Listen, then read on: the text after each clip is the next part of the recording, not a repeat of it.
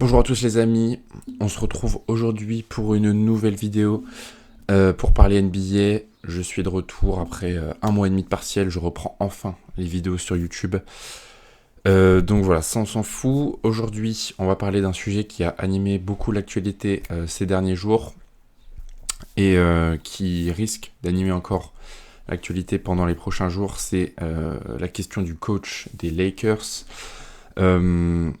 Donc Darvin Ham, le coach de cette année et de l'année dernière à Los Angeles, a été viré par les Lakers en fin mai. Mais du coup, juste après ça, il y a eu évidemment des rumeurs. On a eu plusieurs noms qui sont intervenus. Tyronn Lue, James Borrego, JJ Redick. Voilà, ça c'est un petit peu les noms. Dan Hurley aussi. Et il y en a un qui était ressorti beaucoup, c'était JJ Redick. Donc JJ Redick, ce qui faisait qu'il était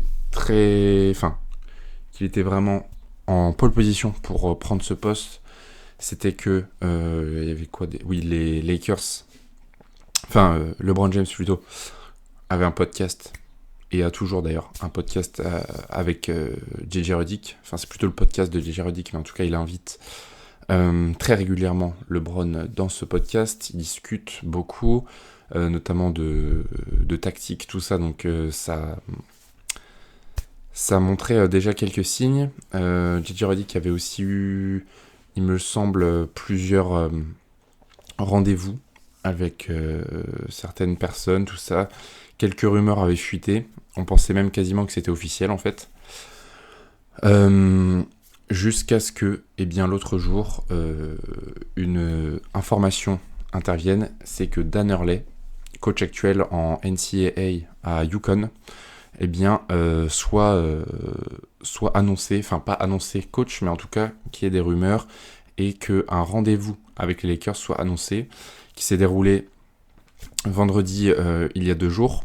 Enfin, ça dépend de quand vous regardez la vidéo, mais en tout cas vendredi 7 juin, voilà, pour être clair. Bon, alors dans un premier temps, ce qu'on va faire, c'est que je vais parler de JJ Redick, qui pour moi était un mauvais choix en fait des Lakers, et je suis bien content que la rumeur soit un petit peu écartée et qu'on ait vraiment l'impression que ce soit Dan Hurley qui va être nommé coach des Lakers. Donc JJ Redick, ancien joueur NBA, très intelligent. Ces podcasts, je les regarde pas forcément, mais des extraits que je vois en tout cas, il y a beaucoup de points tactiques très intéressants de sa part. Il est vraiment intelligent là-dessus, et je pense que il fera un bon coach. Par contre, il y avait plusieurs points qui faisaient que moi déjà j'y croyais pas, et que en plus je ne voulais pas que ça se passe. Donc dans un premier temps, c'est que JJ Redick a son podcast actuellement, et son podcast marche bien. Voilà, il invite quand même LeBron James quasiment toutes les semaines. C'est quand même pas rien, hein, de l'avoir dans son podcast. Donc déjà voilà, c'est un projet pour lui qui me semblait assez cohérent. Enfin voilà, autant le continuer, j'ai envie de dire.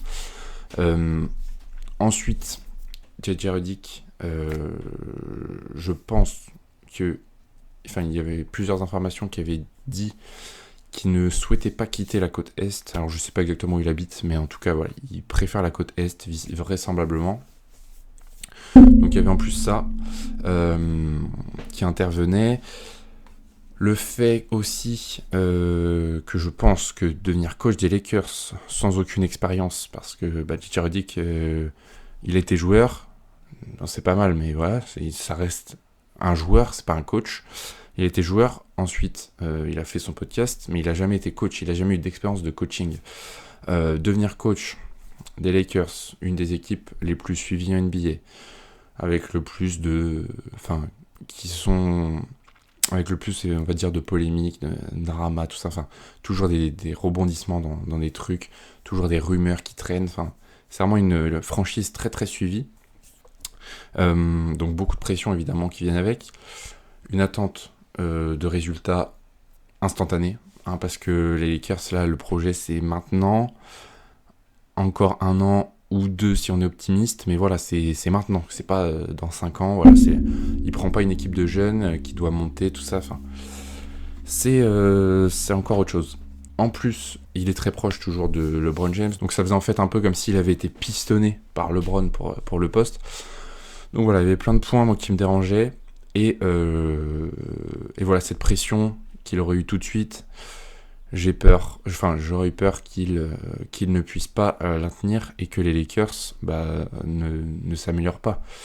D'autant plus que certes, LeBron James, on peut supposer, parce qu'il n'a pas parlé publiquement de ça, mais on peut supposer que J.J. Redick était un choix qui lui convenait.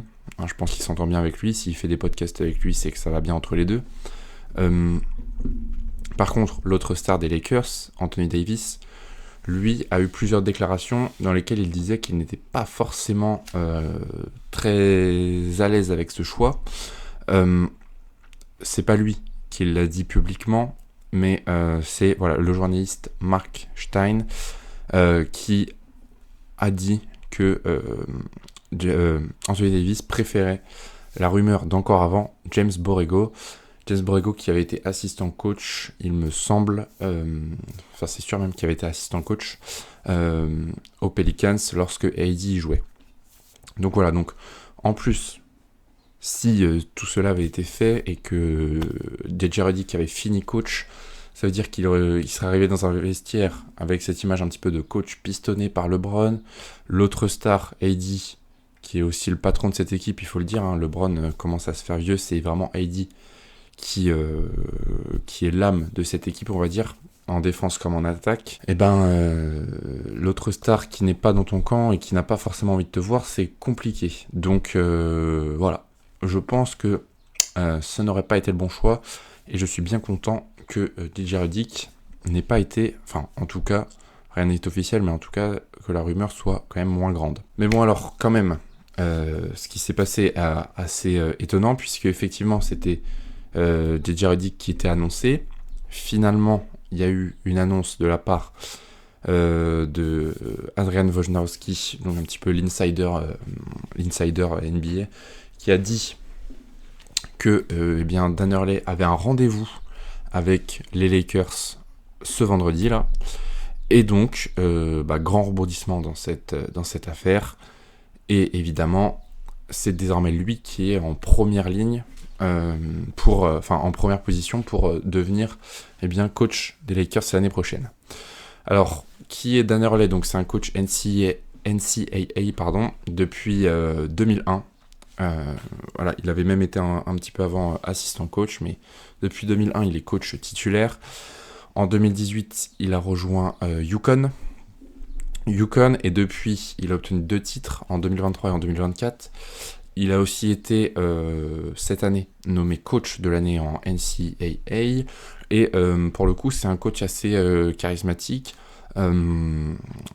On en a déjà entendu parler beaucoup, même moi qui ne suis pas beaucoup la NCAA, à part quelques finales, tout ça, mais en vrai je ne suis pas du tout, et j'en avais déjà entendu parler de ce coach, donc il a quand même une bonne réputation, et il manage bien les stars et les égos, il arrive bien à s'en sortir, donc dans un vestiaire comme celui des Lakers, c'est plutôt quelque chose d'intéressant. Donc voilà, c'est un coach qui a du pédigré quand même. Et la seule question un petit peu qu'on peut se poser, et qui moi personnellement ne me pose pas de soucis, mais j'ai vu que ça ressortait chez certaines personnes, je vais en parler, c'est certaines personnes pensent qu'un coach qui vient de la NCAA et qui vient en NBA ne peut pas vraiment être performant. Bon, il me semble que quand même, être coach en NCAA, ça forme, et c'est toujours mieux que J.J. Redick, pour le coup. Il a quand même une sacrée expérience, et pour le coup, c'est vraiment un coach qui a du caractère. Donc pour moi, ça ne me pose pas de problème. Je pense qu'il saura se passer de la NCAA à la NBA. J'y vois pas de souci en tout cas, mais voilà. Certaines personnes pensent que ça peut poser problème, donc je le dis. Ensuite, donc qu'est-ce que ça veut dire cet entretien qu'il y a eu? Qu'est-ce que cela montre de la part des Lakers? Donc déjà, ça montre qu'ils vont plutôt, en tout cas, se pencher sur écouter ce que voulait Anthony Davis et pas forcément LeBron James, même si, attention, il y a eu des trucs de LeBron James qui montrent que bon, il serait pas mécontent quand même. Parce que du coup, JJ Redick, ce serait à la trappe. On écouterait donc plutôt Anthony Davis qui avait l'air, en tout cas d'après les rumeurs, pas trop favorable à ce dernier. On met pas James Borrego, mais bon, on met quand même Dan Hurley, donc quelqu'un d'autre que JJ Redick. Ça me semble assez cohérent. Le futur de la franchise, c'est pas LeBron, c'est plutôt AD. Enfin, en tout cas, celui qui a le plus de chances de rester longtemps encore aux Lakers, c'est AD. LeBron, il lui reste 1 an ou 2 max, quoi. Si même il ne se barre pas cet été, ce que je pense pas, mais on sait jamais. C'est assez logique, franchement, ces décisions, et je pense que les Lakers font bien ces décisions de coach. Elle est pas anodine. Voilà, c'est jamais anodin de choisir son coach, mais pour le coup, avec ce qui se passe aux Lakers en ce moment, c'est encore plus un choix important.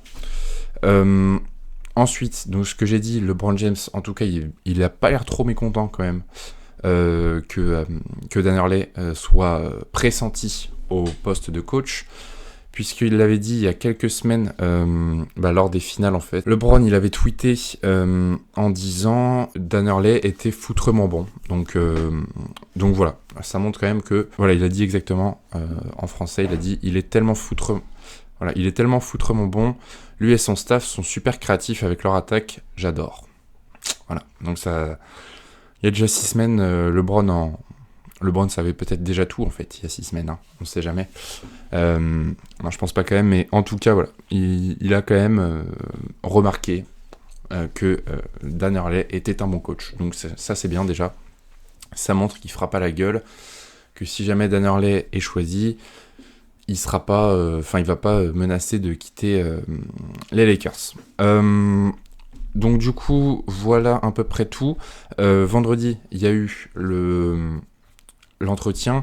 Quelques sources ont dit que Dan Hurley avait été très ouvert d'esprit sur son futur, pardon.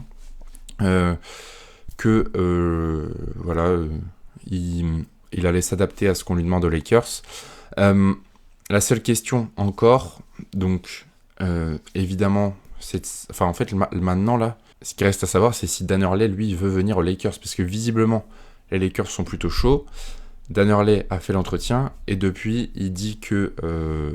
il rentre chez lui, en gros, pour faire une petite réflexion. Il y a une question qui pose, entre guillemets, problème, même si je pense que ça va être vite réglé. C'est que, actuellement, avec Yukon, il a un contrat de 5,35 millions de dollars jusqu'en 2029. C'est un salaire annuel, hein. Il prend 5 millions par an, un peu plus de 5 millions par an. Donc ça veut dire que là, les Lakers doivent lui proposer plus de 5 millions par an, en gros, pour qu'il vienne. Je pense qu'ils vont le faire. À voir. En fait, le seul truc, c'est est-ce que les Lakers sont prêts à envoyer un contrat aussi gros pour leur coach. Mais j'ai envie de dire, Détroit, ils ont bien donné 70 millions sur 4 ans, un truc comme ça, 70 millions, ouais, à Monty Williams. Donc, franchement, je pense que les Lakers sont capables de donner plus de 5 millions à Dan Hurley par an. Je pense que c'est faisable et je pense que ça va... en tout cas, c'est ce qui, entre guillemets, pose question actuellement, mais je pense que ça va être vite réglé. Donc, désormais, l'heure est à la réflexion pour Dan Hurley. L'heure est au pronostic pour nous. Voilà, moi, je fais mon pronostic, c'est lui qui va être pris. Il va accepter, à mon avis, le poste. Allez, petit pronostic sur son contrat. Les Lakers, ils vont lui proposer 8 millions par an jusqu'en genre 2028. Voilà, c'est mon pronostic, les mecs. Vous reviendrez ici, sur cette vidéo, pour voir que j'avais raison. En tout cas, moi je vous dis à une prochaine. Du coup, voilà, moi j'ai fini mes partiels, donc j'espère pouvoir reprendre un peu plus les vidéos sérieusement. Et puis voilà, je vous dis à une prochaine.